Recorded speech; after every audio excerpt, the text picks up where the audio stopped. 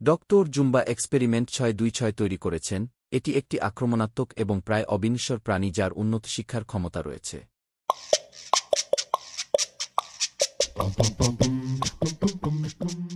তুরো গ্রহে United Galactic Federation doctor Jumba জুকিবাকে অবৈধ জেনেটিক পরীক্ষার জন্য দোষী। এক্সপেরিমেন্ট 626কে ক্যাপ্টেন গান্টু নির্বাসনের জন্য নিয়ে যান, কিন্তু 626 পালিয়ে যায় এবং একটি স্পেস ক্রুজার হাইজ্যাক করে যা পৃথিবী গ্রহের হাওয়াইয়ের কাওয়াইতে দুর্ঘটনায় পড়ে। পৃথিবীতে অবতরণের কিছুক্ষণ পরেই 626 তিনটি ট্রাক দ্বারা চাপা পড়ে এবং একটি অ্যানিমাল কেয়ার এ নিয়ে যায়। লিলোর বাবা-মায়ের গাড়ি দুর্ঘটনায় মৃত্যুর পর কাওয়াইতে নানি পেলেকাই এতিম কিশোরী তার একাকী লিলোর যত্ন নেওয়ার জন্য লড়াই করছেন। লিলো বন্ধুর জন্য আকুল। বারবার অনুরোধ করার পর নানি তাকে একটি কুকুর দত্তক নেওয়ার জন্য অ্যানিমাল কেয়ার এ নিয়ে আসে।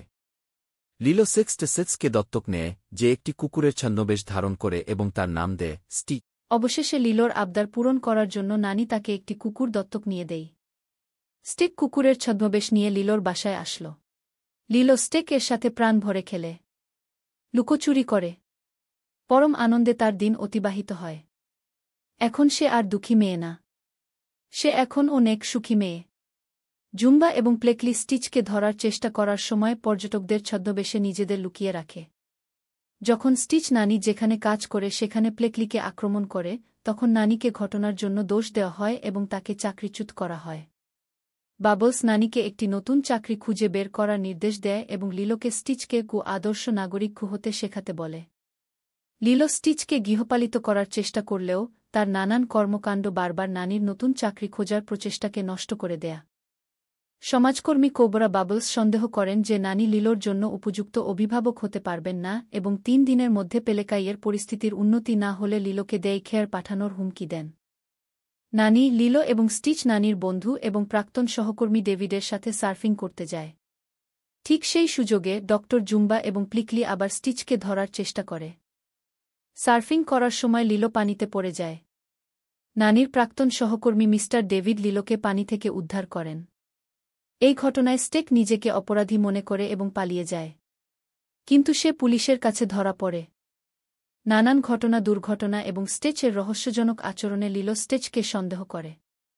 স্টিচ সেটা বুঝতে পেরে পালায়, কিন্তু লিলো তাকে জঙ্গলে ধরে ফেলে এবং স্টিচ যে ভিনগ্রহী তা লিলোর কাছে প্রকাশ করে। লিলো এবং স্টিচ যখন রাগান্বিতভাবে জঙ্গলে কথা বলছিল তখন গান্টু লিলোকে উড়োজাহাজে করে নিয়ে উধাও হয়, কিন্তু স্টিচ পালিয়ে যেতে সক্ষম হয়। নানি তাদের লিলোকে বাঁচাতে বলে, কিন্তু তারা জোর দিয়ে বলে যে তাদের কেবল স্টিচকে ধরার আইনি কর্তৃত্ব আছে। নানি তখন ভেঙে পড়ে। তখন স্টিচ লিলোর কাছ থেকে শেখা একটি পরিবার ওহানা শব্দটির কথা মনে পড়ে এবং তৎক্ষণাৎ জুম্বাকে তাকে উদ্ধার করতে রাজি করায়। জুম্বা, প্লিকলি, স্টিচ এবং নানি জুম্বার মহাকাশযানে চড়ে গ্যান্টুকে তাড়া করে এবং লিলোকে উদ্ধার করে। স্টিচের শব্দ আচরণ পর্যবেক্ষণ করার পর এবং লিলো স্টিচকে পশু আশ্রয়স্থল থেকে কিনেছিল বলে আইনও তার মালিকানা রয়েছে তা জানানোর পর গ্র্যান্ড কাউন্সিলম্যান আদেশ দেন যে স্টিচ পৃথিবীতে তার নির্বাসন জীবনযাপন করবে। অবশেষে লিলো এবং নানির পরিবারের সাথে যোগ দিয়ে স্টিচ, জুম্বা এবং প্লিকলি ডেভিড এবং বাবলসের সাহায্যে তাদের বাড়ি পুনর্নির্মাণ করেন।